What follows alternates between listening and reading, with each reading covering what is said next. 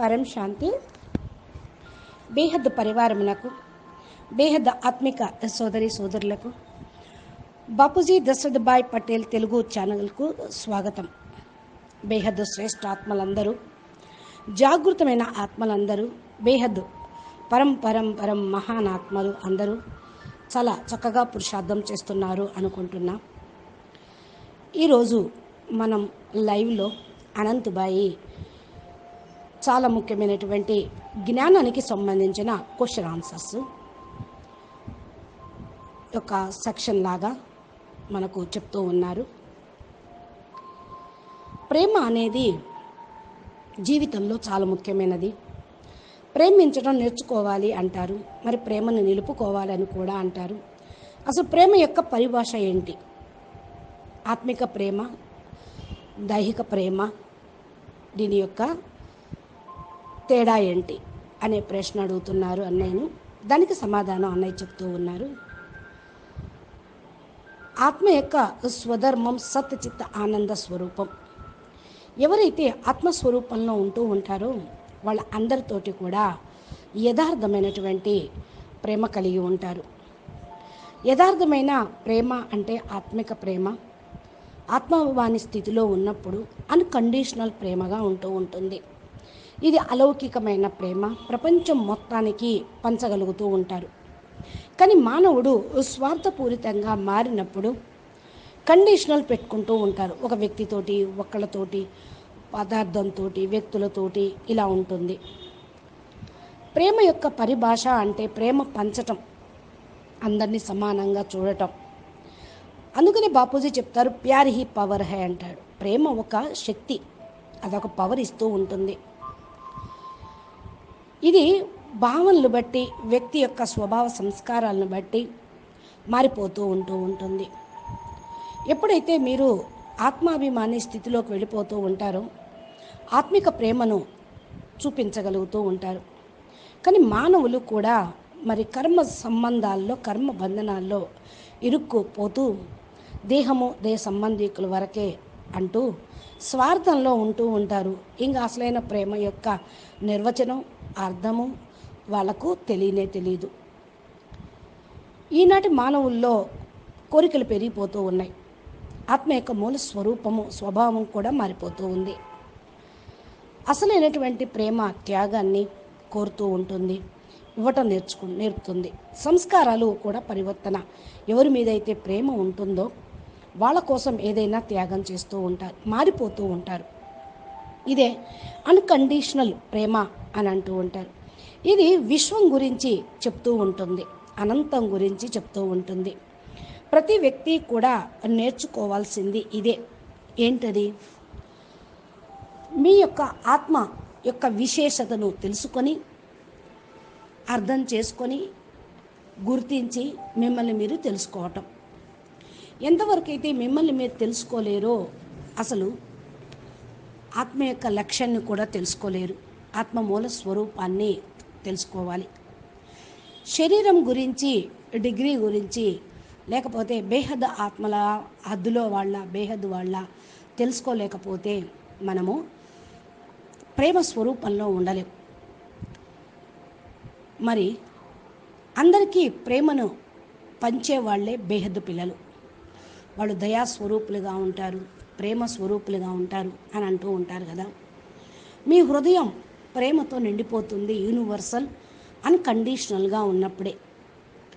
ప్రేమ ఉంటే కదా భావనలను అర్థం చేసుకునేది. ఇతరుల యొక్క భావాలను, ఆలోచనలు అర్థం చేసుకోవాలి అంటే ప్రేమ ఉంటేనే. ప్రేమ నిస్వార్థంగా ఉండకపోతే మనసులో విషయ వాసనలు, లోభము, కోరికలు నిండిపోతూ ఉంటాయి. అందుకనే అంటూ ఉంటారు ఎలాగా అని. ఒకటి ఉంటుంది డిటాచ్మెంట్. ఎప్పుడైతే డిటాచ్మెంట్ అయిపోతూ ఉంటారో అన్నిటికీ అన్కండిషనల్ స్టేజ్లో ఉంటూ ఉంటారు.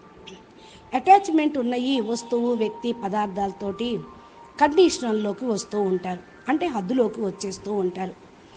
అటాచ్మెంట్ ఎవరితో ఉండాలి? పరమాత్మతో ఉండాలి, మీ ఆత్మతోటి ఉండాలి. డిటాచ్మెంట్ అంటే మీరు ఈ ప్రపంచంలోకి ఎందుకు వచ్చారో, ఏం చేయటం కోసం వచ్చారో తెలుసుకున్నప్పుడు డిటాచ్ అయిపోయి బేహద్ ప్రపంచంతో అటాచ్మెంట్ అవుతుంది. ఈ యొక్క అటాచ్మెంట్ ఉంటే మోహము, ప్రేమలో ఇరుక్కుపోతూ వ్యక్తంలోనే ఉండిపోతూ ఉంటారు. అయితే కోరిక లేకుండా ఈరోజు ఎవ్వరూ ప్రేమను ఇవ్వటం లేదు. స్వార్థమైపోయింది. శరీర భావం నుండి డిటాచ్ అయి ఆత్మభావంలో ఉంటే, అందరినీ ఆత్మగా అనుకుంటూ చూస్తూ ఉంటే, అప్పుడు మనుషులకు శరీరాలను మర్చిపోగలుగుతూ ఉంటారు. ఇది అన్కండిషనల్ భావాన్ని, ప్రేమను కలిగిస్తూ ఉంటుంది.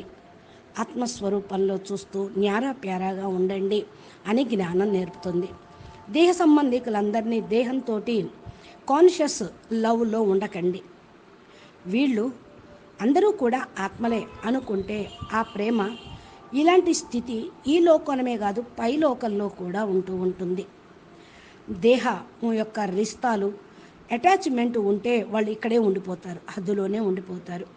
అందుకని శరీరంలో ఉంటూ శరీరాల సంబంధికుల మధ్య ఉన్నప్పటికీ కూడా యూనివర్స్ తోటి కనెక్ట్ అయ్యి ఆ ప్రేమను ఆత్మస్వరూపంలో తీసుకుంటూ పొందుతూ పంచుతూ ఉండగలుగుతారు. శరీరంలోనే ఉంటే దేహ సంబంధికులు దేహాభిమానంలోనే ఉండిపోతారు. ఆత్మభావాన్ని పెంచుకోండి, అప్పుడు అసలు రియల్గా ప్రేమను మీరు పొందగలుగుతూ ఉంటారు. దేహదారుల యొక్క ప్రేమ లిమిటే, వారి భావన లిమిటే. మీరు ఇచ్చినంత వరకే వాళ్ళు కూడా ప్రేమని ఇస్తారు. మీ దగ్గర ఉన్నంత వరకే. మీరు ఇవ్వకపోతే మీ దగ్గర ఏమీ లేకపోతే ఇంకా ఏమీ ఉండదు. అందుకనే జూటి మాయ జూటి కాయ, ప్రపంచం మొత్తం కూడా జూట, అసత్యమైన ప్రపంచం, అసత్యమైన శరీరం, అసత్యమైనటువంటి మాయ. డిటాచ్మెంట్ అయితే దేహము దేహ సంబంధికులకు అతీతంగా అవుతారు. అప్పుడు పరమాత్మ యొక్క భావంలోకి వస్తారు. ఆ భావనే పరమాత్మ పైన ప్రేమని కలిగి ఉంటూ ఉంటుంది. నెక్స్ట్ ప్రశ్న, ఆకాశతత్వాన్ని గురువుగా భావిస్తూ ఉంటారు కొందరు. దాని నుండి అన్నీ పొందవచ్చు అంటూ ఉంటారు. ఇది ఎంతవరకు కరెక్ట్? ఆకాశతత్వం మనకు గురువు అవుతుందా అని అడుగుతూ ఉన్నారు. ఇది పరమాత్మను వరకు చేరుస్తుంది అని కూడా చెప్తూ ఉంటారు. ఇది ఎంతవరకు సత్యము అని అడుగుతూ ఉన్నారు. దానికి అనంతబాయి చెప్తూ ఉన్నారు, జీవులందరూ కూడా ఆకాశతత్వంలో ఏమీ ఉండరు. అక్కడ నుండి ప్రేరణ ఏమీ లభించదు. మీరు ఆకాశతత్వం నుండి ప్రేరణ పొందారా? వాస్తవంగా ఆకాశతత్వంలో యాస్ట్రల్ రికార్డ్స్ ఉంటాయి అని చెప్తారు. అక్కడ ఒక చైతన్య శక్తి ఉంది, కానీ అదంతటా అదే నడవదు. ఇప్పుడు ఆత్మ చైతన్యము, శరీరం జడమైన ఆత్మ శరీరంలో ఉంటే ఈ శరీరం నడుస్తూ ఉంటుంది. ఆత్మ లేకుండా ఈ శరీరం నడవదు కదా. అదేవిధంగా ఈ యొక్క ఆకాశతత్వము దానిపైన ఉన్నటువంటి ఎనర్జీతోటే ఉంటుంది. ఈ యొక్క బ్రహ్మాండం కూడా ఆకాశతత్వం నుండి వాయుతత్వం నుండి అగ్నితత్వం నుండి జలము, భూమి, పృథ్వీతత్వం వచ్చింది అని అంటూ ఉంటారు. మన శరీరం కూడా ఆ పంచతత్వాలతోటే తయారైంది. ఆత్మ చైతన్య శక్తి కాబట్టి ఆకాశతత్వం గురువు అనేది కాదు. దానికి ఆ స్థానం ఇవ్వటం కూడా సమంజసం కాదు. మీరు స్వయం ఆత్మ చైతన్యం కదా. అయితే ఈ దాంట్లో యాస్ట్రల్ రికార్డ్స్ ఉన్నాయి అంటే దానిలో నుంచి ఇన్ఫర్మేషన్ తీసుకోవటము అనేది సైన్స్ వాళ్ళు ఇప్పుడు చెప్తూ ఉన్నది. అది జ్ఞానం కాదు. మరి మీడియా మీకు కావాల్సింది ఇన్ఫర్మేషన్ ఇస్తుంది పైనుండి అని చెప్తూ ఉంటారు. ఆత్మ అంటే ఊర్జ, చైతన్యమైంది. ఆత్మ శరీరాన్ని ధారణ చేస్తేనే దాని యొక్క చైతన్యం అనేది ప్రకటితం అవుతూ ఉంటుంది. శరీరం యొక్క కదలిక తెలుస్తూ ఉంటుంది. దీనిపైన ఎన్నో లేయర్స్ ఉంటూ ఉంటాయి.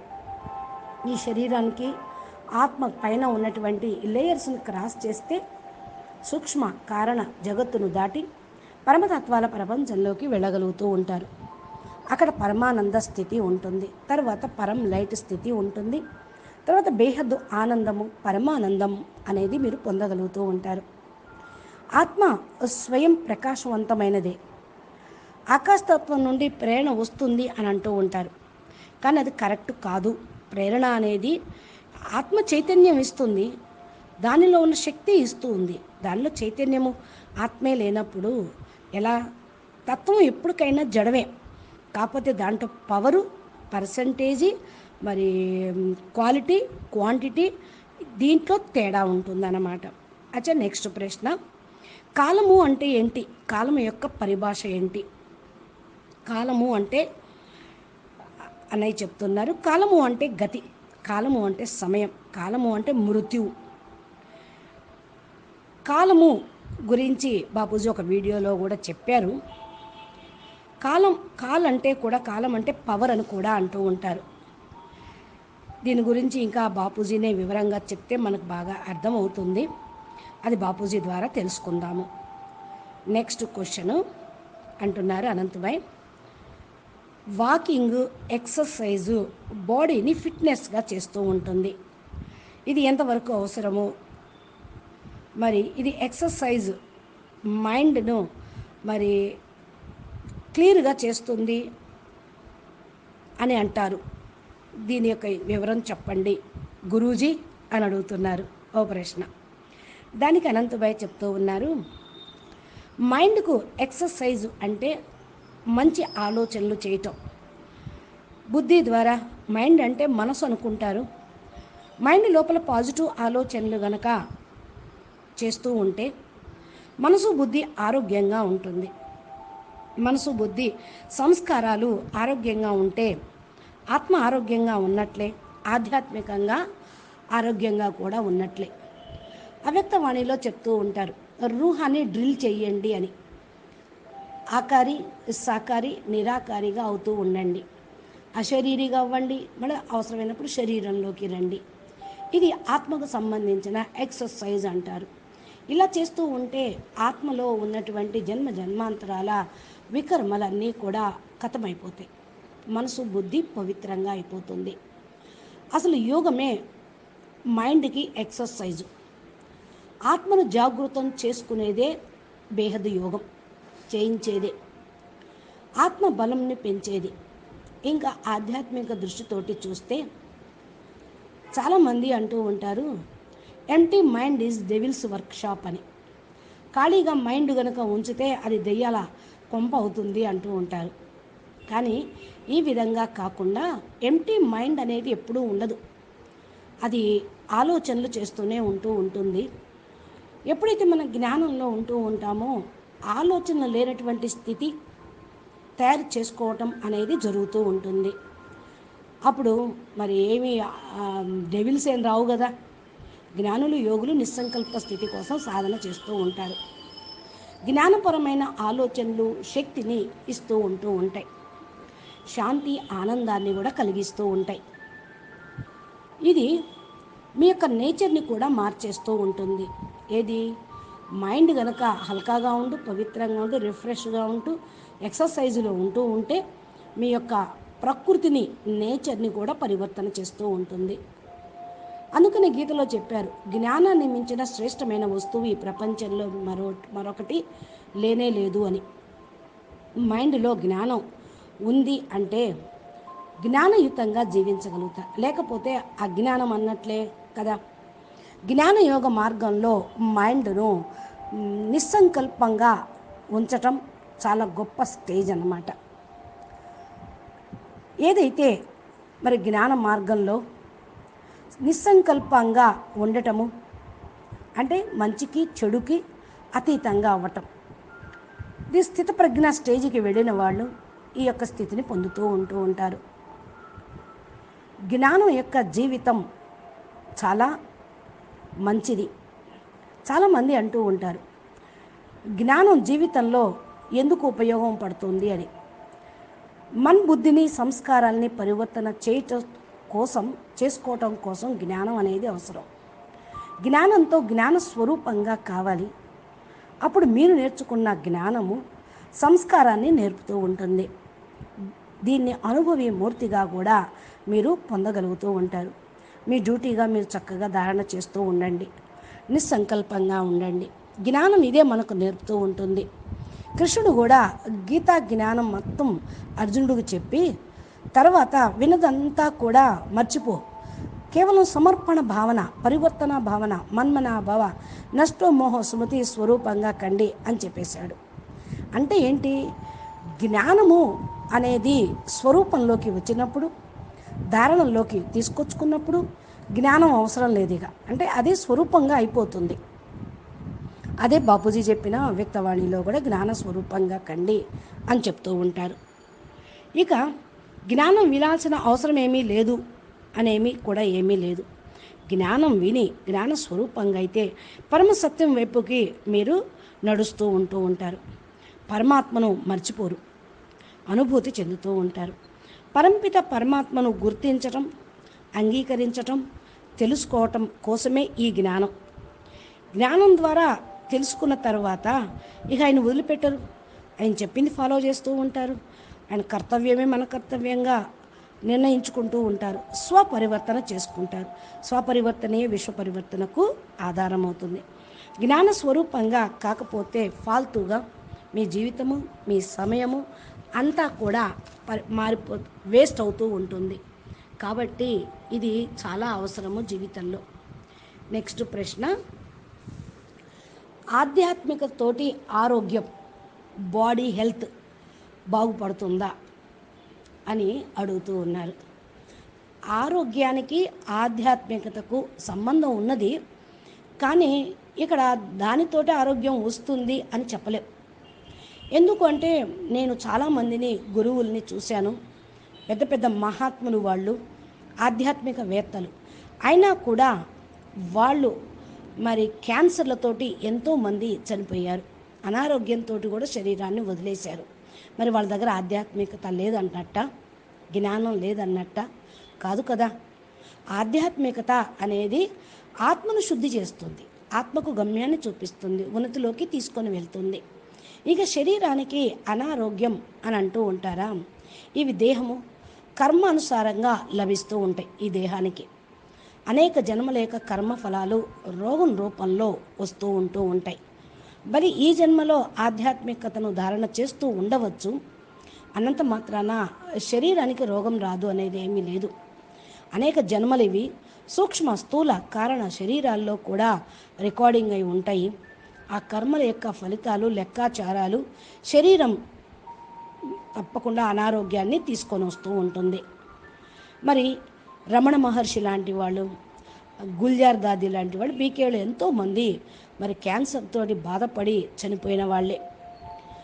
మరి అనేక జన్మల యొక్క కర్మ ఫలితాలు కదా, అది సమాప్తం చేసుకుంటేనే ఆ ఆత్మకి ఇంకా ముక్తి, జీవన్ముక్తి వైపుకు వెళ్ళరు. ఆరోగ్యం ఉన్నా అనారోగ్యంగా ఉన్నా మరి జ్ఞాన మార్గంలోనే నడుస్తూ ఉండాలి. ఇప్పుడు చూడండి, హిమాలయ యోగులు అంటే ఆ గుహల్లో 300, 400 సంవత్సరాలు, 500 సంవత్సరాలు, 1000 సంవత్సరాలు ఉన్నారు అని కూడా చెప్తూ ఉన్నారు. సంపూర్ణ ఆరోగ్యంతో ఉన్నారు. ఎలా ఉండగలిగారు? వాళ్ళ యోగ పవరు, పూర్వజన్మ ఖాతాలని ఆ తపస్సుతోటి భస్మం చేసుకున్నారు. వాతావరణ పొల్యూషన్ లేకుండా ఉన్నారు. ఈనాడు వాతావరణం అంతా పొల్యూషన్ అయిపోయింది. దాని ద్వారా కూడా అనేక రకాల రోగాలు వస్తున్నాయి. సరైన ఆక్సిజన్ లేదు బాడీకి, సరైన మంచి స్వచ్ఛమైన ఆక్సిజన్ లేకపోతే స్టామినా కానీ, వ్యాధి నిరోధక శక్తి కానీ ఉండదు, ఆరోగ్యం కూడా చేకూరదు. ఈ కారణం వల్ల కూడా అనారోగ్యం ఈ యొక్క స్థూల ప్రపంచంలో ఉండే వాళ్లకు జరుగుతూ ఉంది. సూక్ష్మ శరీరం, కారణ శరీరంలో ఉన్నటువంటి పవర్ కూడా ఇక్కడ చేసేటువంటి ఆలోచనలు, వికర్మలు డిశ్చార్జ్ అయిపోతూ ఉంది. అందుకనే కర్మల ఖాతా అనుభవిస్తూ ఉన్నాం. యోగులైనా సరే, భోగులైనా సరే రోగులుగా అయిపోతూ ఉన్నారు, జ్ఞానులైనా సరే. అయితే యోగులకి, జ్ఞానులకు రోగాలు రావటం ఏంటి అని అనుకోకూడదు. ఆయుర్వేద డాక్టరు ఒక ఆయన చెప్పారు, రాముడికి కృష్ణుడికి కూడా డయాబెటీస్ ఉంది ఆ రోజుల్లో అని. ఇది నేను విన్న మాటే, దీని గురించి మీరు సత్యమో అసత్యమో ఎంక్వైరీ చేసి తెలుసుకోండి అంటున్నారు అనంతభాయ్. ఎందుకంటే మానవుడు ప్రతి ఒక్క సెకండు కొత్త కొత్త కర్మల ఖాతాలను తయారు చేసుకుంటూనే ఉన్నాడు. అయితే జ్ఞానంలో ఉన్నవాళ్ళు కొంతమంది మరి వీటిని అతీతంగా ఉండవచ్చు. కొత్త ఖాతాలు తయారు చేసుకోకుండా పాతయన్నీ సమాప్తి చేసుకుంటూ ఉంటారు. జ్ఞానం అర్థం కాక జ్ఞాన జీవితంలో నడుస్తున్న వాళ్ళు కూడా ఇతరులను చూసి వాళ్ళు అలా ఎందుకు ఉండాలి, వీళ్ళు ఇలా ఎందుకు చేయాలి, అలా ఎందుకు, ఇలా ఎందుకు అనేక రకాల ఆలోచనలు వస్తూ ఉంటాయి. ఈ కర్మ సంబంధాలు ఇవన్నీ కూడా జ్ఞానము ఉన్న కారణం వల్ల మరి పాత సంస్కారాలను సమాప్తి చేసుకోలేక ఈ రూపంలో బయటకు వస్తూ ఉంటాయి. జ్ఞానంలోకి వస్తే రోగాలు పోతాయి అని ఏమీ లేదు. జ్ఞానము అంటే మనసు బుద్ధిని పరివర్తన చేస్తుంది, చేసుకునే ప్రాసెస్ను నేర్పుతూ ఉంటుంది. ఇవి పూర్తిగా ఖతం కావాలి అంటే చాలా కాలం పడుతుంది. మనసుని మార్చాలంటే మన్వంతరం పడుతుంది అనేవాళ్ళు. మరి ఈ అనేక జన్మల యొక్క ఖాతాలు సమాప్తం కావాలి అంటే చాలా కాలం పడుతుంది. జ్ఞానంలోకి వస్తే కర్మ బంధనాలను తొలగించుకునే మార్గం తెలుస్తుంది, మార్చుకోగలుగుతూ ఉంటారు. మీ స్టేజీ మీకేంటో తెలిసిపోతుంది. ఎప్పుడైతే జ్ఞానం వింటూ ఉంటారో బుద్ధి సరళంగా అయిపోతూ ఉంటుంది, తేలిగ్గా అవుతుంది. ఎందుకంటే వికర్మల బోజ తొలగిపోతుందిగా మనసు మీద, బుద్ధి మీద. అప్పుడు తేలికైపోతూ ఉంటారు. మనసులో ఉన్న భారాలన్నీ తొలగిపోతూ ఉంటాయి. ప్రతి ఒక్క నిర్ణయంలో కూడా కరెక్ట్గా తీసుకోగలుగుతూ ఉంటావు. జ్ఞానము అంటే ఏం చేస్తుంది, మీకు సరైన నిర్ణయం తీసుకొందుకు సహయోగం చేస్తూ ఉంటుంది. జ్ఞానంలో చమత్కారాలంటూ ఏమి ఉండవండి అంటున్నారు అనంతభాయ్. జ్ఞానం మన దైనందిక జీవితంలో ప్రతి ఒక్క సెకండు కూడా ఉపయోగపడుతూనే ఉంటుంది. నా ఆలోచనల యొక్క రియాక్షన్ ఎలా ఉంటుందో జ్ఞానికి తెలిసిపోతుంది. నేను ఈ ఆలోచన చేస్తున్నాను, నేను ఈ కర్మ చేస్తున్నాను, దీని యొక్క యాక్షన్కి రియాక్షన్ ఏంటి, రిజల్ట్ ఏంటి తెలిసిపోతుంది. అందుకే ఆలోచించడానికి కూడా ఆలోచించాలి జ్ఞానులు అని చెప్పాడు గీతలో కూడా. బాపూజీ కూడా దీని గురించి చాలా వీడియోల్లో చెప్పారు. జ్ఞానం ఎప్పుడూ మనకు ఈ లోకంలో కానీ పైలోకంలో కానీ సాతిగానే ఉంటూ ఉంటుంది. జ్ఞానంలోకి రావటము అంటే జీవితాన్ని మార్చుకోవటం. జ్ఞానం ధైర్యాన్ని ఇస్తూ ఉంది, ఎటువంటి పరిస్థితులనైనా ఎదుర్కోవటానికి. బుద్ధికి పవర్ని ఇస్తూ ఉంటుంది. బుద్ధి ఇలా ఉండాలి అని. బుద్ధి కనుక పవర్ఫుల్గా ఉందనుకోండి, మనసుని కంట్రోల్లోకి తెచ్చేసుకుంటూ ఉంటుంది, మంచి నిర్ణయాలు తీసుకుంటూ ఉంటుంది. మన బుద్ధిని ఆలోచించుకోవాలి. అసలు మనసు బుద్ధి ముందు ఆరోగ్యంగా ఉండాలి. ఇది జ్ఞానంతో లభిస్తుంది. అందుకనే మామూలుగా ఏమంటారు అంటే శారీరక ఆరోగ్యము, మానసిక ఆరోగ్యము, సామాజిక ఆరోగ్యము, ఆధ్యాత్మిక ఆరోగ్యము, ఇలా 4 రకాలుగా చెప్తూ ఉంటారు. వీటన్నిటి గురించి ఇప్పుడు చెప్పిన టాపిక్లో మీకు అర్థమైపోయి ఉంటుంది అంటున్నారు అన్నయ్య. దృఢ సంకల్పం తీసుకోగలుగుతారు బుద్ధి ద్వారా. బుద్ధి కరెక్ట్గా ఆరోగ్యవంతంగా ఉంటే జీవితం నెమ్మదిగా మారిపోతూ ఉంటుంది అని చెప్తూ ఉన్నారు. నెక్స్ట్ ప్రశ్న, పాజిటివ్ ఆలోచనల యొక్క ప్రభావం ఎలా ఉంటుంది అని. ఎప్పుడైతే పాజిటివ్ ఆలోచనలు చేస్తూ ఉంటారో వారి యొక్క బుద్ధి, మనసు చాలా శక్తిశాలిగా ఉంటుంది. Positive thoughts leads positive health అని కూడా అంటూ ఉంటారు. వ్యక్తి ఒక్కొక్కసారి మంచి పనులు మరి చేస్తున్నా కూడా వారి యొక్క బుద్ధి పరిపరి విధాలుగా ఉంటూ ఉంటుంది. చెడు వ్యక్తులు ఎప్పటికీ కూడా మంచి కార్యక్రమం చేయలేరు అని ఉన్నది. వాళ్ళు ఎప్పుడూ సకారాత్మకంగా ఉండలేరు. ఎందుకంటే వాళ్ళ బుద్ధిలోనే అనేక రకాల నెగిటివ్ ఉంటుందన్నమాట. జ్ఞానులైతే మంచిని ఆలోచిస్తూ ఉంటే మంచిని పొందుతూ ఉంటారు, మంచి ఆలోచన పొందగలుగుతారు, ఇతరుల గురించి మంచిని ఆలోచించగలుగుతూ ఉంటారు. కర్మ బంధన అనేది ప్రతి ఒక్క గడియ, ప్రతిరోజు, ప్రతి సమయము కూడా నడుస్తూనే ఉంటుంది మనకు. ఆ టైంలో మీరు ధైర్యంగా ఉండి ఎదుర్కోవాల్సిందే. కర్మబంధనాలు వచ్చినాయే, కర్మల ఖాతాలు వచ్చినాయే అని కాకుండా ఆ టైంలో ధైర్యంగా ఉండి ఎదుర్కోవాలి. అప్పుడే మీకు విజయం లభిస్తుంది. లేకపోతే కొత్త కర్మబంధం తయారవుతూ ఉంటుంది. దీన్ని హ్యాండ్లింగ్ కూడా చేయాల్సిందే. జ్ఞానం ఏం నేర్పుతుందంటే కర్మ కౌశల్యాన్ని తీసుకొస్తూ ఉంటుంది. అంటే కర్మలో నైపుణ్యాన్ని తీసుకొస్తుంది, తెలివితేటలను తీసుకొస్తుంది. జ్ఞానము అనగా ప్రతి కర్మలోనూ మిమ్మల్ని మాస్టర్స్గా తయారు చేస్తుంది. ఆలోచనలో మాస్టర్గా అవుతారు, బుద్ధి నిర్ణయించడంలో మాస్టర్గా ఉంటారు, చేయటంలో కూడా మాస్టరీగా ఉంటూ ఉంటారు. అంటే జ్ఞానం ఈ విధంగా మిమ్మల్ని నేర్పుతుంది అంటున్నారు. అదే గనక జ్ఞానం లేకపోతే మనసు బుద్ధి భ్రమిస్తూ ఉంటుంది, జీవితమే సర్వనాశనం అవుతుంది. జ్ఞానము మనసు బుద్ధిని మరి దేనిలోకి కొట్టుకుపోకుండా చేస్తూ ఉంటుంది, పడిపోకుండా చూస్తూ ఉంటుంది, మిమ్మల్ని రక్షిస్తూ ఉంది. అందుకని ప్రతి ఒక్క మానవుడి జీవితంలో జ్ఞానం అనేది తప్పనిసరి.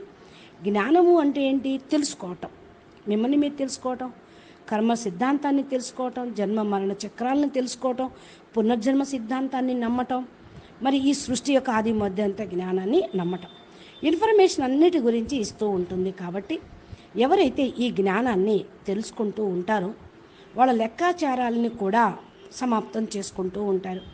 ఇప్పుడు అంతిమ సమయం కనుక ప్రతి ఒక్కరికి కూడా ఖాతాలు అనేవి తప్పనిసరి. అయితే జ్ఞానం ఏం చెప్తూ ఉంది? ఆత్మని పవర్ఫుల్గా చేసుకోండి, మేల్కొల్పుకోండి, మరి ఆత్మ పవర్ని పెంచుకోండి, శరీరం యొక్క శక్తి కూడా పెరుగుతూ ఉంటుంది. అయితే జ్ఞాన మార్గంలో ఒక మాట అంటూ ఉంటారు, శరీరకి శక్తి సడతా జాయగా ఆత్మకి పవర్ బడతా జాయగా. ఆత్మ పవర్ ఎంతెంత పెరుగుతూ ఉంటుందో అంతంతగా శరీరం యొక్క శక్తి తగ్గిపోతుంది, సన్నగిలుతుంది అంటారు.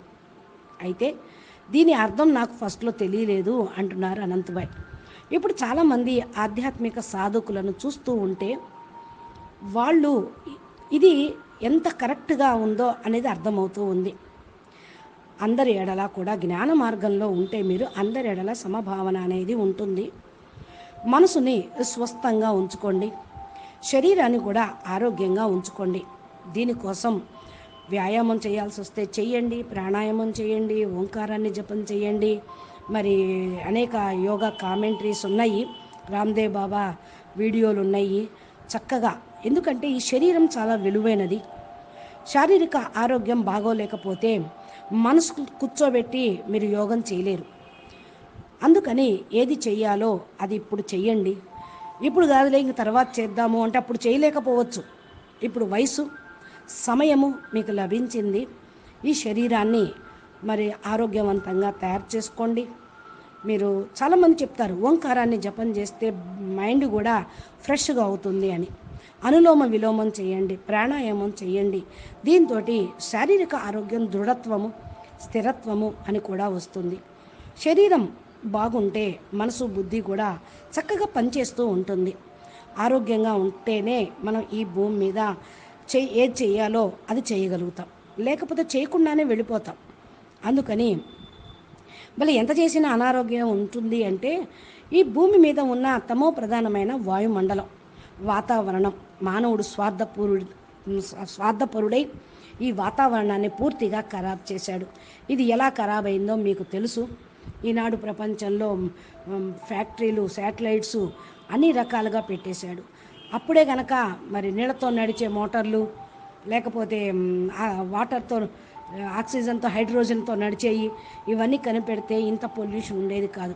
ఇంత బొగ్గు ఫ్యాక్టరీలు, పెట్రోల్ తీయటాలు ఇవన్నీ ఉండేది కాదు. మానవుడు స్వార్థంతో ప్రపంచాన్ని ఖరాబ్ చేశాడు. ఏ ఏ దేశాలైతే ఏ విధంగా మరి ఇలా చేశారో అవన్నీ కూడా వాళ్ళు అనుభవించేటువంటి సమయం జరుగుతూనే ఉంది. జ్ఞానం ఏం నేర్పుతుంది? విశ్వ కళ్యాణం నేర్పుతుంది. నీకు తెలిసినటువంటి మంచిని అందరికీ పంచు, అందరికీ కళ్యాణం, అందరికీ శాంతి చెయ్యమని జ్ఞానం నేర్పుతుంది. నిస్వార్థంగా ఉండటం నేర్పుతుంది, బేహద్దు స్థితిలో నేర్పుతుంది. కానీ అజ్ఞానం ఏం చేస్తుంది? స్వార్థము, ఎవరి పేరు, ఎవరి ప్రఖ్యాతులు, ఎవరి ధనము, ఎవరి సంపత్తి, వాళ్ళ కోసమే, వాళ్ళని పెంచుకోవడం కోసమే ప్రపంచాన్ని ఇంత పతనం చేశారు.